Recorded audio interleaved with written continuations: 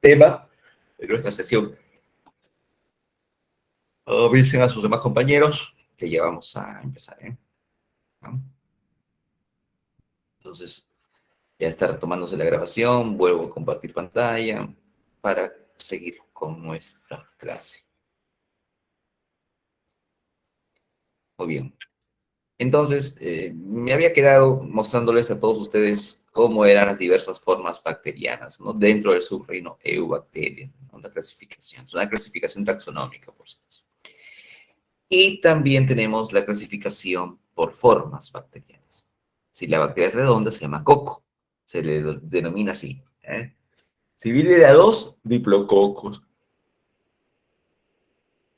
Si forman cadenas, estreptococos, ¿no? O sea, largas filas, ¿no? Estreptococos.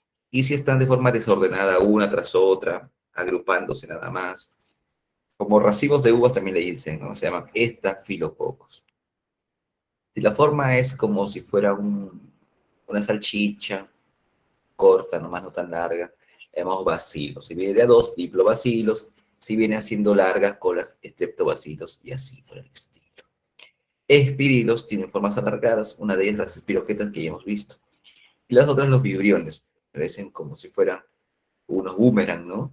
Pero su cualidad es que vibran y por eso el nombre. Vibriones, ¿no? Por la forma media doblada, ¿no? Pero la cualidad es que vibran y de ahí viene el nombre, vibriones. Muy bien, listo. Eso es todo lo que corresponde a las células bacterianas o procariotas.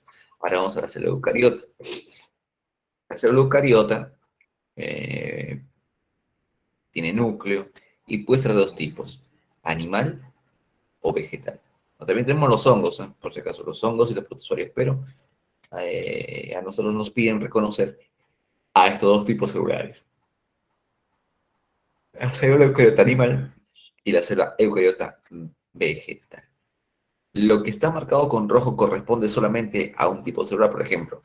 Las células vegetales solo poseen pared, cloroplastos y vacuolas, ¿no? Entonces, seguramente se preguntan, ¿qué es lo que tiene una célula vegetal y que no tiene la célula animal? Entonces las células vegetales, a diferencia de una célula animal, poseen pared, cloroplastos y vacuolas. Ahora, ¿qué estructuras presentan las células animales y que no tienen las células vegetales? Lisosomas y los centriolos, ambos, ¿no? Lisosomas y centriolos son estructuras exclusivas de la célula animal comparada con la célula vegetal. El resto tienen ambos, membranas, núcleos, mitocondrias y organelas que vamos a revisar. Muy bien. Número 1. Pared celular. Recuerda, en plantas está compuesta de celulosa y hemicelulosa. Es una capa rígida, ¿no? Que se localiza en el exterior de la membrana y le da resistencia a la célula eucariota. En los hongos, esa pared está compuesta de quitina. Todos estos componentes, celulosa, hemicelulosa y quitina, son polisacáridos. No lo olvides, ¿ya? Son carbohidratos de tipo polisacáridos.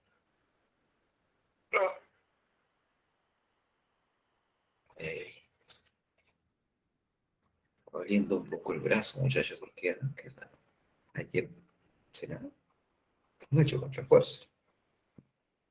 Bueno, pues a veces, ¿no? Ya. Entonces, la pared celular, recuerda, ya, están en las plantas y en los hongos. Su función, protección, básicamente protección. Membrana, tienen todos, ¿sí? Toda célula tiene membrana. Entonces, es una estructura supramolecular, correcto, porque está compuesta de varias macromoléculas. Semipermeable y selectiva, correcto. Semipermeable que no deja atravesar todo, solo algunas moléculas. Y selectiva selecciona. Por ejemplo, dice el profesor, acá tengo una membrana, y vamos a poner unos huequitos, ¿ya? Entonces, señor profe, esta membrana, que tiene huequitos, pues, bueno, así, huequito aquí, huequito acá, dice, profe, deja pasar a las moléculas, mire la A, no va a pasar. Profe, mire la B, sí pasa. Profe, mire la molécula D, no pasa. A, molécula B, molécula D, no pasa por los huequitos. ¿Eh? Entonces, profe, la B sí pasa, correcto, la B sí pasa. Ahora, profe, mire la molécula E, también es chiquitita. B y E son moléculas pequeñas y que sí pueden pasar tranquilamente por estos huecos. Muy bien. Entonces, la cualidad de una membrana de poder filtrar, si quieres, ¿no? El paso de las moléculas, de acuerdo a su tamaño, se llama semipermeable. Se llama permeabilidad, perdón. Y, ¿no? Y solo como pasan algunas, por eso el nombre es semipermeable. Impermeable es que no pasa ninguna. Permeable es que pasan todas. Semipermeable es que pasan solo algunas. Ahora, estas dos que pueden pasar, que son la molécula B y la molécula E, van a ser seleccionadas. La membrana tiene esa capacidad, ¿no? Entonces aquí la membrana celular dirá, ¿sabes qué? Yo trabajo, ¿no? Dice, estas estructuras, estos canales reconocen solamente a E. Con B no trabajamos. Si bien B tiene el tamaño para pasar por acá, no le van a dejar, porque la membrana es selectiva. Entonces selecciona las moléculas. Con B no trabajo, ¿con quién trabajo? Con la molécula E. Entonces solamente E puede pasar y B no. ¿Por qué? Por selectividad. Esa es la cualidad de una membrana. Siguiente.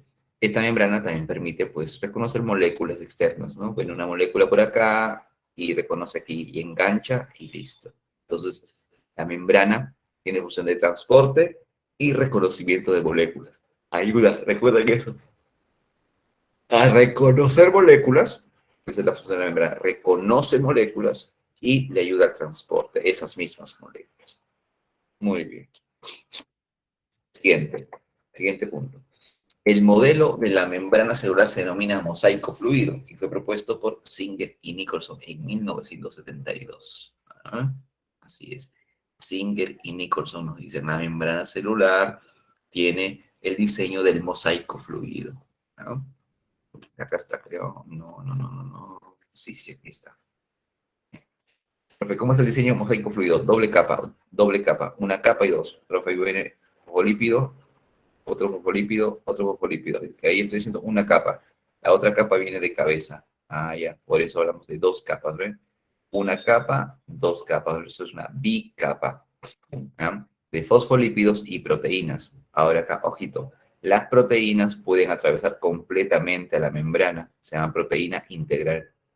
O las proteínas pueden ir solamente a un ladito. Acá, por ejemplo. Entonces se llaman proteínas periféricas. Así es, ¿verdad?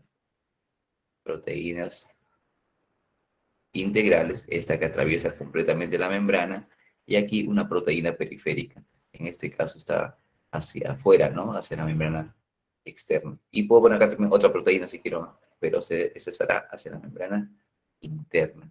Así es. ¿Ven? Acá vemos en el gráfico. Profe, proteína integral y estas proteínas periféricas. Correcto.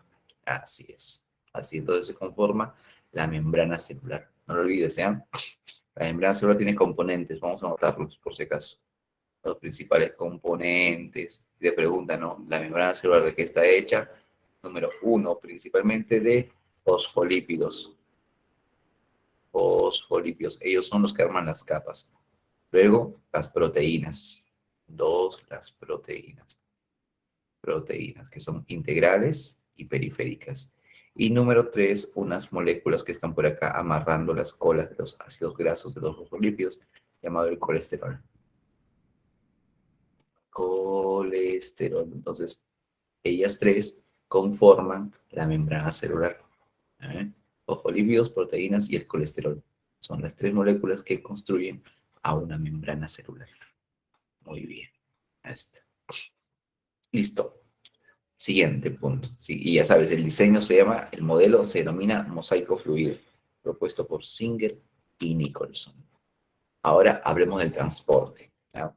El transporte a través de la membrana. Tenemos el transporte pasivo. El transporte pasivo tiene dos tipos. Puede ser por difusión simple o puede ser por difusión facilitada. En el transporte pasivo, las moléculas atraviesan la membrana de acuerdo a la gradiente de concentración. Quiere decir que se respeta el movimiento natural de las moléculas, de un lugar de mayor concentración hacia lugares de menor concentración. ¿Pero concentración de qué? De moléculas. Estos símbolos, concentración, se dirigen hacia lados de menor concentración. De mayor a menor concentración. ¿Eh? Profe, ¿cómo se dice esto? A favor de la gradiente de concentración. a favor de la gradiente de concentración. Y obviamente en el transporte pasivo no hay gasto de energía porque las moléculas se mueven tranquilamente sin gastar energía. A favor de la gradiente de concentración y no hay gasto de energía. No gasto de ATPs, energía biológica. ¿Ya? Adenosín trifosfato. Muy bien. En gráficos se entiende mejor que con numeritos, ¿ya? Por ejemplo, profesor, acá ponga 1, 2, 3, 4, 5, 6, 7, 8, 9, 10 moléculas, ¿ya? Ponga acá una membrana, ¿ya? Acá pongo solamente 5. 1, 2, 3, 4, 5 moléculas, ¿ya? Entonces acá tenemos 10, a este lado tenemos 10, y a este lado tenemos 5. Imagínate que esta es una membrana biológica. Ahí está. Profe, ¿qué debo esperar? Bueno, lo normal, lo natural, lo que siempre ocurre cuando hay diferentes concentraciones, la membrana va a tratar de equilibrar. Por tanto, las moléculas se van a desplazar del lugar de mayor concentración hacia el lugar de menor concentración. Si sucede esto, estamos hablando de un transporte pasivo. La membrana está haciendo un transporte pasivo. ¿Por qué? Porque respetamos la gradiente de más a menos y no hay gasto energético. Ejemplo, profesor. Muy bien. Tenemos los gases. Ellos pasan por difusión simple. ¿Quiénes más? Moléculas como el etanol. ¿Mm? ¿Quiénes más? La glucosa, la fructosa. Ahí está. Ellos. Ah, no, no, no, no, no, perdón. Estos son muy grandes. Estos no van a pasar por difusión simple. Ellos no pasan por difusión simple. Los que pasan por difusión simple son los gases, como el CO2, el oxígeno, el amoníaco. Algunas pequeñas moléculas como el etanol pueden atravesar la membrana celular. Y el agua.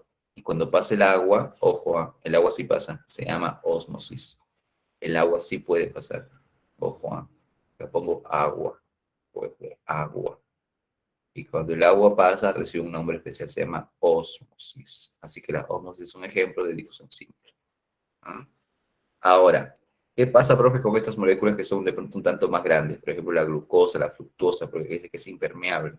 Los iones, que son tan impermeables. ¿Cómo pueden pasar? Bueno, ellos pasan a través de difusión facilitada. ¿Qué quiere decir? Que al ser muy grandes las moléculas y no pasar por la membrana, necesitan de canales. Necesitan de proteínas que sirvan como túneles para poder atravesar. Entonces acá tenemos la difusión facilitada. Difusión facilitada ayuda a pasar a las moléculas. ¿Con qué? Con túneles. Ah, ya. Tenemos las proteínas de canal para los iones. Tenemos proteínas transportadoras para proteínas de un tamaño mayor. De un tamaño mayor. Reconocen a la molécula y le hacen pasar. ¿Ah? Entonces, en estos casos, la difusión es facilitada porque ayuda a pasar a las moléculas de un lado hacia el otro, respetando las gradientes de concentración y no dando gastos de energía. Por eso, transporte pasivo. Ejemplos de difusión facilitada. Pasa la glucosa y pasan los iones. Perdón, sí, sí, sí, está bien. Glucosa y algunos iones. Algunos iones puede pasar. ¿No? Y las proteínas, por si acaso. Muy bien. La urea también pasa, ¿no? De esa forma. La urea pasa también por difusión facilitada, por si acaso. Veamos acá. Ahora, en el transporte activo, por si acaso, en el transporte activo, a ver que me he escrito de pronto, allá. Nada. En el transporte activo hay gasto de energía. Acá sí. Hay un gasto energético. ¿Eh? Porque las moléculas se mueven en contra de la gradiente de concentración. ¿No? Y obvio hay un gasto de energía. Entonces, profesor, otra vez, membrana. Ahí está, membrana. Profesor, este lado ponga 10, este lado ponga 5. Entonces, 1, 2, 3, 4, 5, 6, 7, 8, 9, 10 moléculas. A este lado 5, 1, 2, 3, 4, 5. Yo, profe, yo debería esperar que las moléculas pasen de 10 del lado donde hay más hacia el lado donde hay menos, correcto. Pero, ¿qué pasa si veo que hay al revés? Ah, ya ves. Profe, ¿qué pasa si veo que la membrana actúa al revés? Profe, explique eso. ¿Cómo es posible que lo natural es que vaya de más a menos, no de menos a más? Correcto. Entonces, ¿qué está pasando acá? Yo revisaría aquí y digo, ¿sabes qué? En este lugar hay una estructura proteínica que gasta energía y se está convirtiendo y trabaja como una bomba de succión. ¿Qué hace esa estructura? Está absorbiendo las pocas moléculas, las mete y las expulsa. Para que haga esta función, se gasta energía. Esta estructura, gasto de ATPs. Y por eso se llama transporte activo.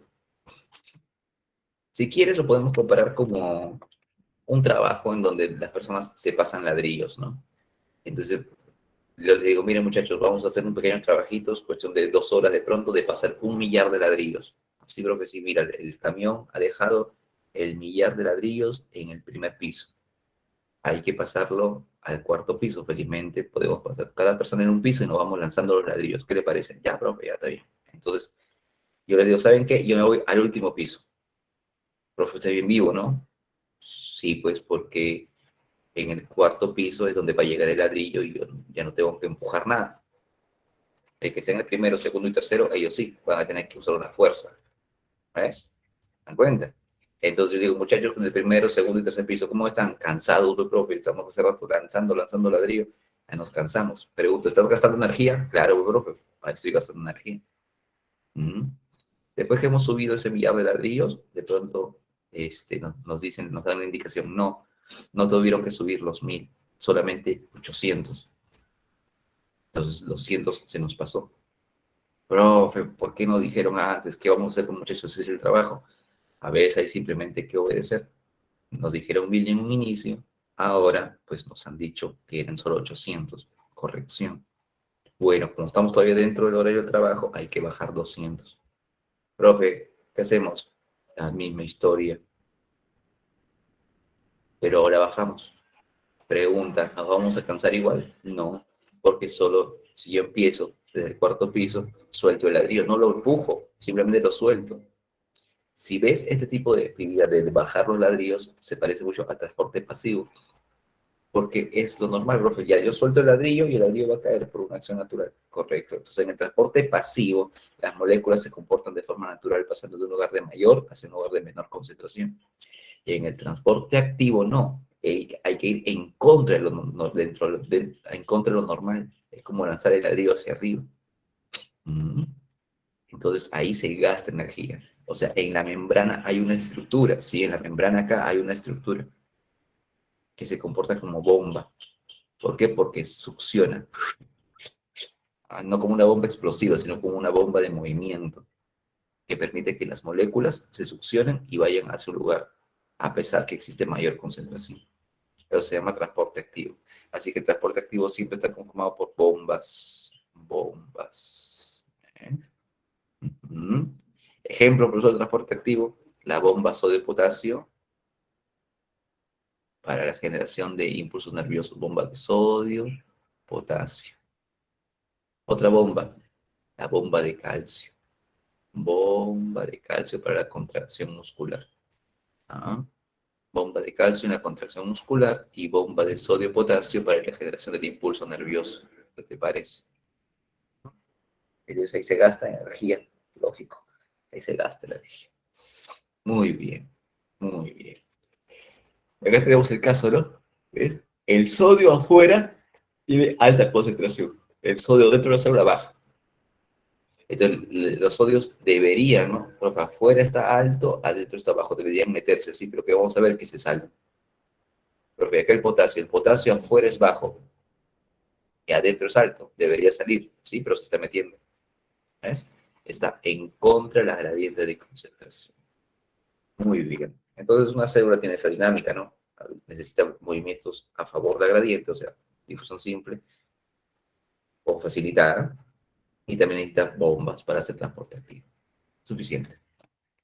Citoplasma, las funciones. En el citoplasma se dan reacciones metabólicas celulares, porque ahí hay muchas enzimas. Entonces, digo, citoplasma, ¿qué tienes? Ese es su núcleo, ¿no? Digo, citoplasma, todo esto es citoplasma, citoplasma, citoplasma, citoplasma. ¿Qué hay en el citoplasma, profesor? Hay un montón de enzimas. ¿Eh? Y las enzimas que hacen reacciones metabólicas se encargan de que las moléculas A más B más C se junten. ¿Eh? Son proteínas, ¿recuerdas, no? Como en 3 brazos, 1, 2 y 3. Profe, ¿quién es una enzima? Que pertenece a una ruta metabólica. Y los va a juntar estos tres y va a formar la molécula A, B, C. ¿Eh? Eso es. Eso es una enzima. Construye y destruye. ¿Dónde están normalmente las enzimas? Muchas de ellas están sueltas en el citoplasma, otras están metidas en organelas. Entonces, el citoplasma también sirve como medio para los procesos metabólicos. Ujú. Ahí está. Ojo. Ya, profe, ¿qué hay en el citoplasma? Un montón de agua. Esa parte acuosa del citoplasma se llama citosol. Tiene también un armazón de proteínas llamado citoesqueleto y todo un conjunto de organelas y endomembranas. Entonces vamos a revisar. Citoplasma, compuesto por la primera parte citosol o hialoplasma. Casi todo es agua, ¿ves? Y contiene ahí un montón de sustancias disueltas, lípidos, ácidos nucleicos, nucleótidos, glúcidos, son todos disueltos. La función es permitir las reacciones químicas y también es el lugar donde están los ribosomas, por si acaso. Entonces, ojito, ojito. Dice, profesor, acá tengo una célula. Ya, profesor, hágale huequito. Ya, le hacemos huequito. Profesor, ¿qué va a salirse de la célula? Todo su citosol, toda la parte acuosa. Ah, ya, ya, bro. Si una célula yo le hago huequito y se empieza a botar su contenido, ¿qué bota? Citosol. Profe, y la célula se va a achicar un poco. ¿Por qué no se queda arrugada, profe, como una bolsa? Por ejemplo, una bolsa de agua, profe, yo le hinco y la bolsa queda chorreada, totalmente aplastada. La célula no. ¿Por qué no? Porque la célula no queda como una bolsa aplastada porque tiene citoesqueleto. Ah, o sea, acá adentro que hay un armazón. Ah, ya, ya, ya. Ese armazón se compone de microfilamentos, filamentos intermedios y microtúbulos, ¿ves? Mira la disposición. Los microfilamentos al borde, con un armazón de la célula. Los filamentos intermedios, de un tamaño medio, están allí ya en la parte más bien central de la célula, ¿no? Dándole mayor soporte. Y los microtúbulos son los más gruesos de estos tres componentes del citoesqueleto y se forma por tubulitos, por tubos. Y así puede formar centriolos y es el más resistente de todos. ¿Ah? Ojito. Ahí tenemos entonces los tres componentes del citoesqueleto. Microfilamentos, filamentos intermedios y microtúbulos. Vamos a ponerle a profesor, a ver, un nombre de los microfilamentos, las proteínas, todos se hacen de proteínas, de actinas. ¿Eh? Los filamentos intermedios están hechos de queratina, proteínas estructurales, y los microtúbulos de tubulinas. Entonces, así es como se conforman los microfilamentos. ¿Eh? Las actinas se asocian y forman hilos, se llaman microfilamentos. Las queratinas se asocian y forman hilos también, pero más o menos gruesos, por eso se llaman filamentos intermedios. Las tubulinas son proteínas en forma de tubito, que se asocian en paquetes y forman microtúbulos. Muy bien. Ahí está. Siguiente. Siguiente. Entonces una célula tiene citoesqueleto. Siguiente. Los repliegues. Una célula tiene repliegues, ¿no? Ahí tenemos a la célula y de pronto su membrana se repliega. Así es. Así, profe, ¿qué son esos repliegues? Se llaman los retículos endoplasmáticos. Y tenemos dos tipos, el liso y el rugoso. El retículo endoplasmático de tipo liso se encarga de la detoxificación. ¿Eh? Acá está, detoxifica materiales nocivos, se encarga de la síntesis de lípidos y también eh, va a hacer la glucogenólisis, o sea, rompe el glucógeno, genólisis, ¿no? O glucogenólisis también le llaman, glucogenólisis o glucogenólisis, no hay problema. Esas son las funciones del retículo endoplasmático liso. Por ejemplo, usted me dice, no, profe, ¿qué pasó? Profe, el día de ayer, ya, día de la madre, ya, profe, brindó con mi mamita. Muy bien. ¿Qué brindaron? Profe, un vinito, un piquito sour. Ah, muy bien, profe. Ese alcohol ha entrado en mi cuerpo, profe. Profe, ¿cómo lo metabolizo? ¿Cómo el alcohol va a seguir dando vueltas en mi cuerpo? No, el alcohol se metaboliza. El retículo endoplasmático liso se dedica a romper el alcohol, ¿no? Y deja las moléculas libres en la orina para que se vayan ahí. Eso es, me cuenta, detoxifica. Es su trabajo de retículo plasmático liso.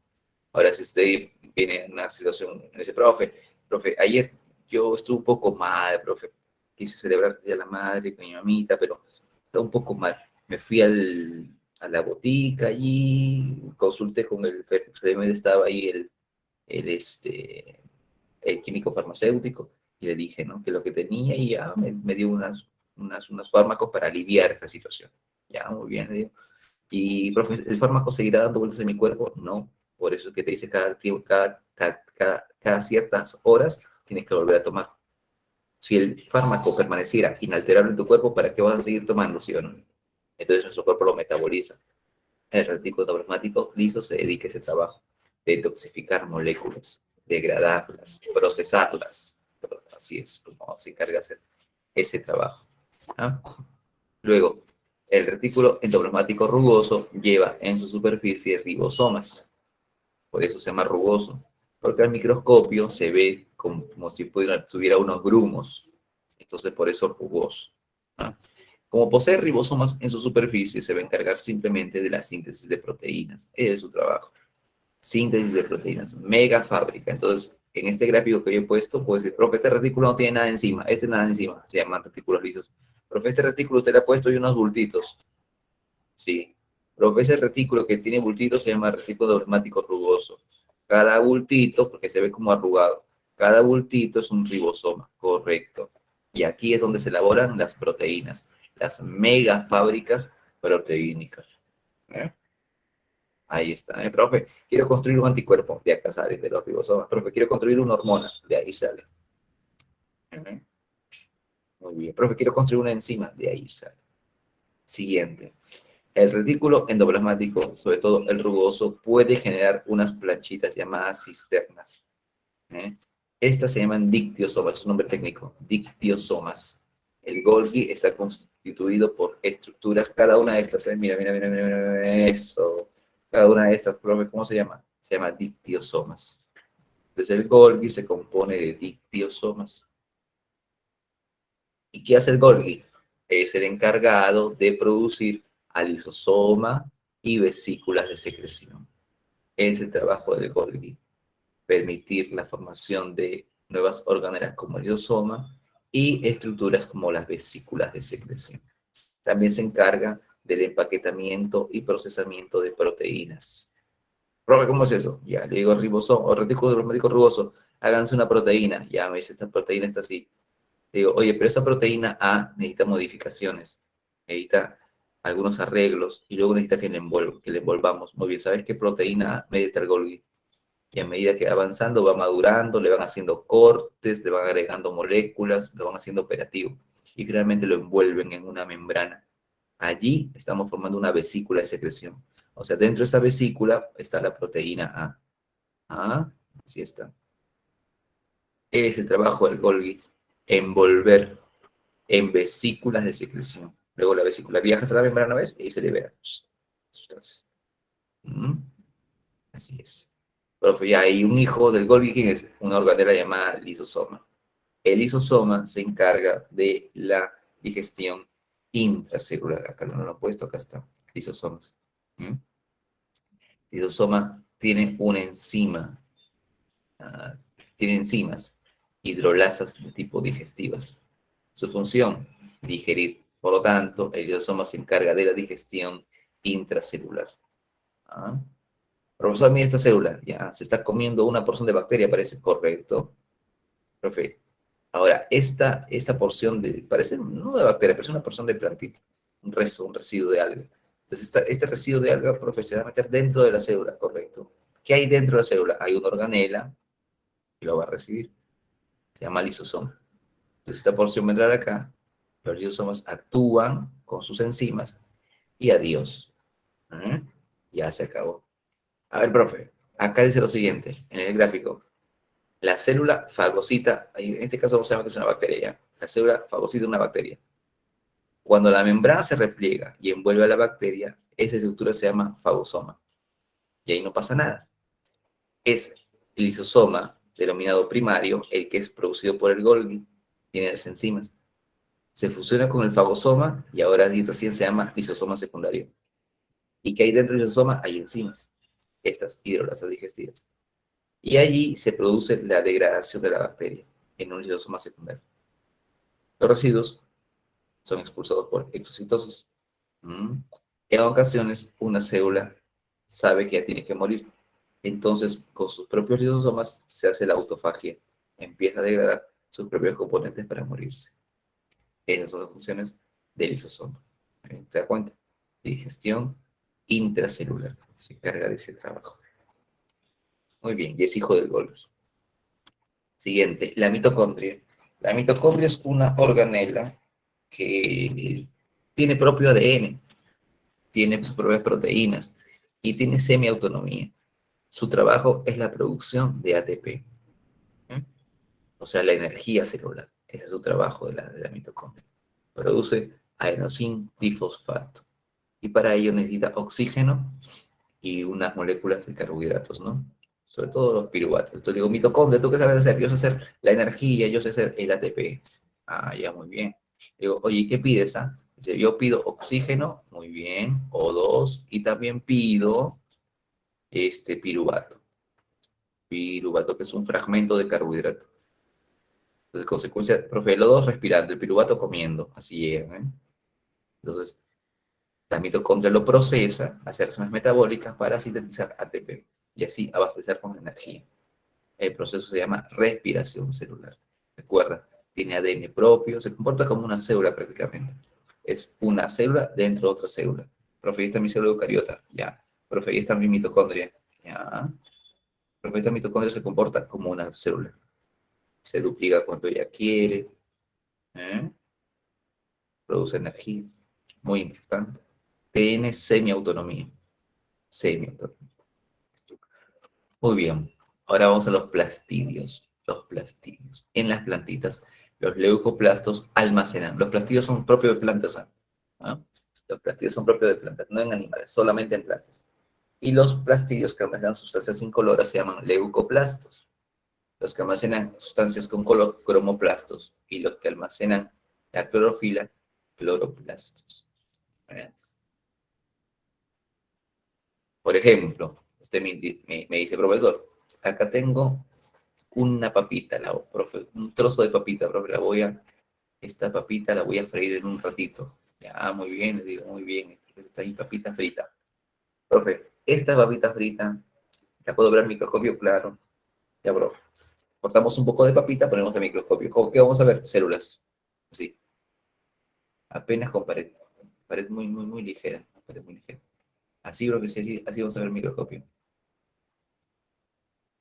Profe, y no tienen nada, son células transparentes, sí, como bolsas con agua. ¿Y dónde están sus leucoplastos? Ahí están, solo que no se ven. Como almacenan sustancias sin color, por eso no se ven. Echamos un pigmento y vamos a encontrar luego esto, que dentro de cada célula hay un montón de organelas que están almacenando carbohidratos. Entonces, esas se llaman los leucoplastos. ¿Por qué? Porque a simple vista no se ven, pero cuando hacemos tinción, sí vemos. ¿Eh? Leucoplastos. Los cromoplastos almacenan pigmentos, como vemos acá.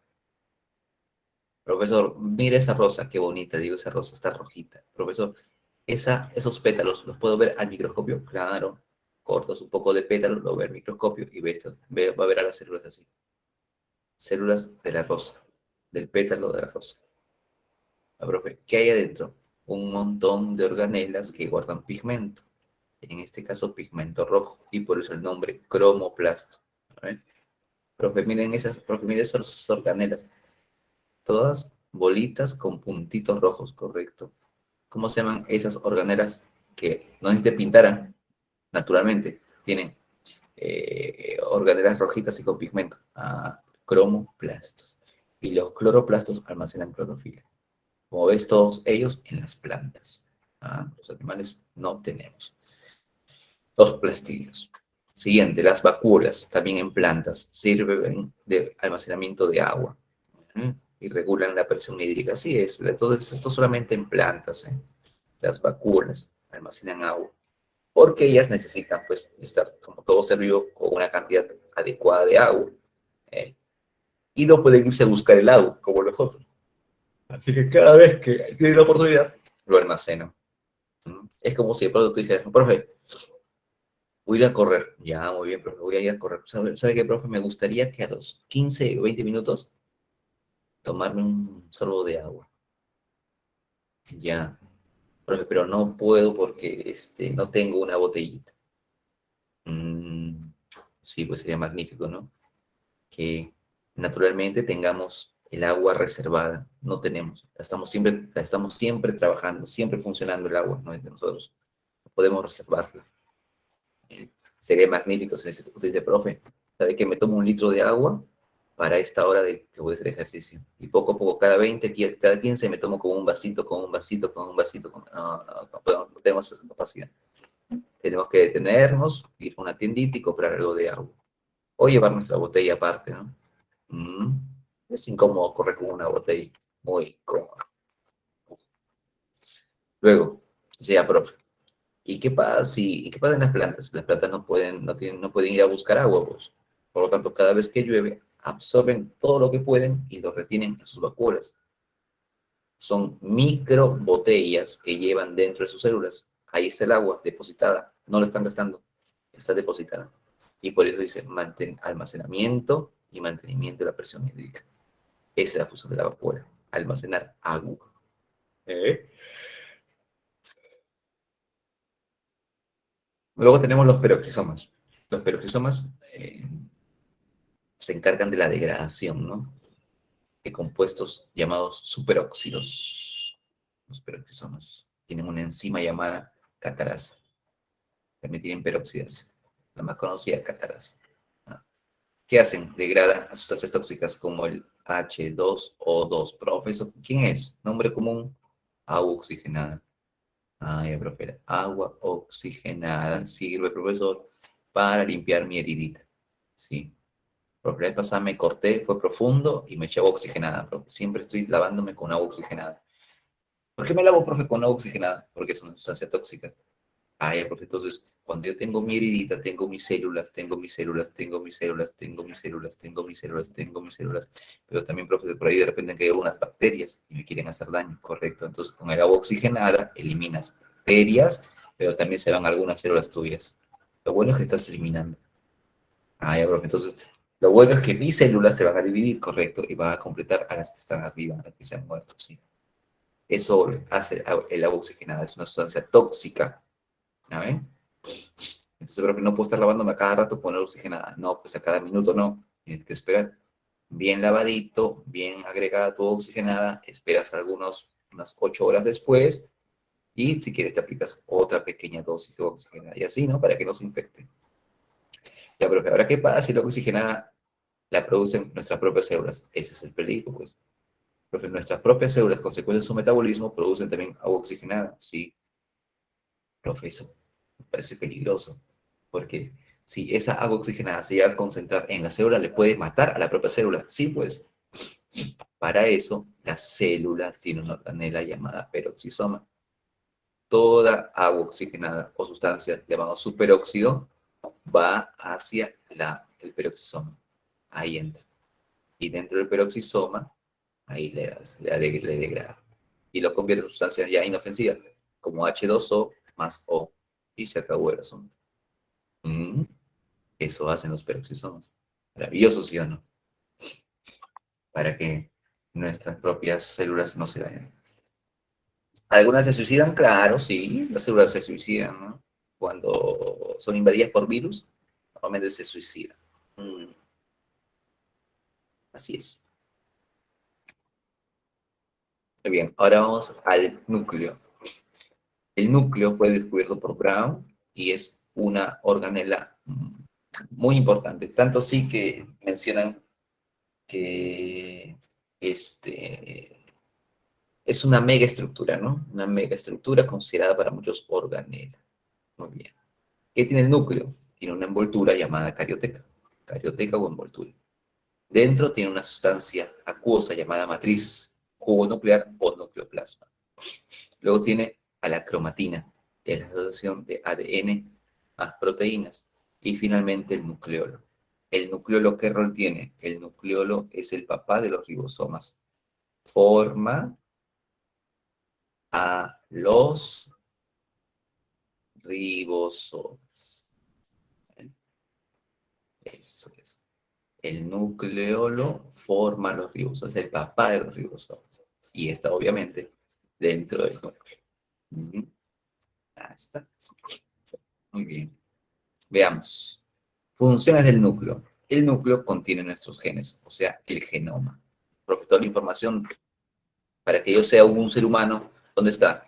Pues todo está en el ADN, ¿no? Y el ADN, con todos sus genes, conforma el genoma. También permite la replicación del ADN. ¿Qué es esto? Que el ADN forme nuevo ADN. Ah, ya, replicación del ADN. También le puede llamar duplicación, claro. Duplicación del ADN. Eso es. Pero se encarga el núcleo. Otra función del núcleo, la síntesis del ARN. Eso se llama transcripción, técnicamente. Transcripción, cuando el ADN sirve como molde para hacer un ARN. Eso se llama transcripción. También participa en el ciclo celular, siendo que la célula pase por profase, metafase, anafase, telofase, y también en su división. ¿Ah? El ciclo celular está compuesto por G1, G2, perdón, S, nos da duplicación, y luego G2. Todo este proceso se llama interfase. Y luego viene el proceso de división. Y en la división encontramos profase, metafase, anafase, telofase. Profase, metafase, anafase y telofase. Son las etapas de la división. El núcleo se encarga de hacer este proceso, ¿eh? Ciclo celular y división celular. ¿Ah? Ojito. A ver, profe, rapidito, que tenemos un poquito de tiempo. Uy, estamos al borde ya. ¿Cómo es la replicación del ADN? Acá tenemos el ADN, ¿ah? Y el ADN es así. Uy, se abre acá. Profe, el ADN es de doble hebra, correcto. Y acá le abrimos. Muy bien, profe, ¿por qué lo abrimos? Para duplicarlo. Va a venir una enzima llamada ADN polimerasa y le va a sacar copia. ¿A quién? Al ADN, bueno, a esta hebra y a la otra. Ahí entonces viene con una enzima ADN polimerasa y empieza a copiar. Y acá también viene la enzima ADN polimerasa y empieza a copiar. Bien, sí. En sentido, siempre en sentidos opuestos. No lo olvides. Y estás así, entonces vas a hacer, a partir de un ADN, vas a tener ahora dos ADNs. Esa es duplicación del ADN. Y luego, la transcripción consiste en lo siguiente. Acá trabajamos con solamente una hebra del ADN. Acá el ADN, ADN, y acá la abrimos, ¿ya? Profe, el ADN es doble hebra, ahí está así. ¿Y aquí por qué hace eso? ¿Por qué le abre, profe?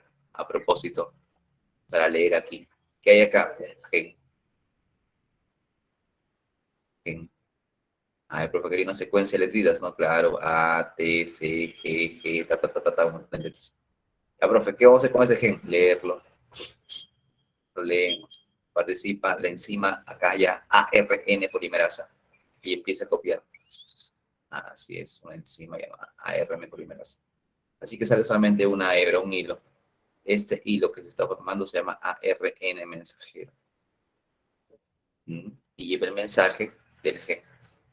El ARN mensajero sale del núcleo hacia los ribosomas. Los ribosomas leen el mensaje y construyen proteínas. ¿Ves? Es importante. Entonces, el proceso de transcripción ocurre en el núcleo y consiste en leer los genes y transformarlos en un mensaje llamado ARN mensajero. Muy bien. Con eso entonces culminamos nuestra sesión. Gracias por su tiempo. Si tienen alguna consulta, los escucho. Si tienen alguna consulta, los escucho. Y si no, pues vamos a trabajar las preguntas, ¿no? Bueno, si bien más trabajamos las preguntas, semana número 3, solucionario. Vamos a ver, semana 3, solucionario. Ahí está.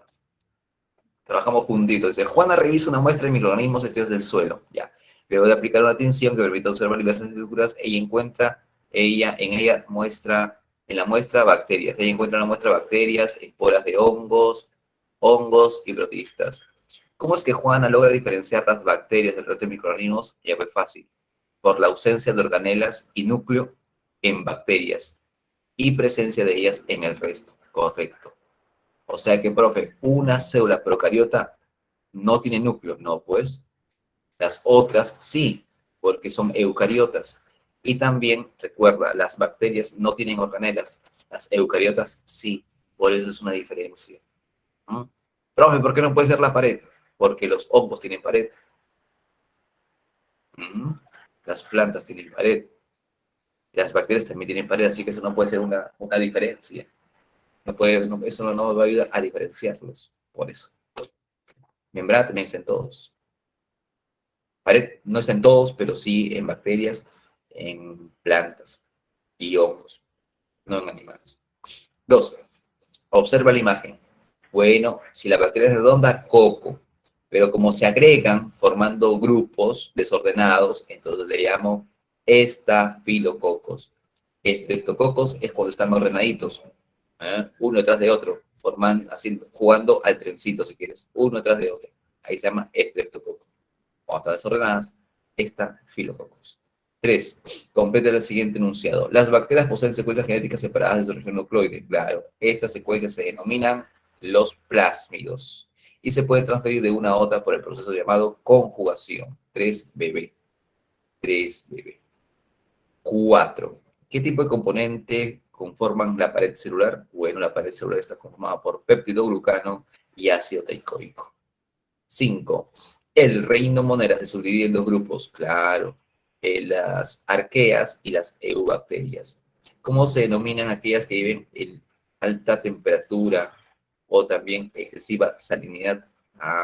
Estas pertenecen al grupo arqueobacterias. Específicamente, se deben llamar para altas temperaturas termófilas y para salinidad halófilas.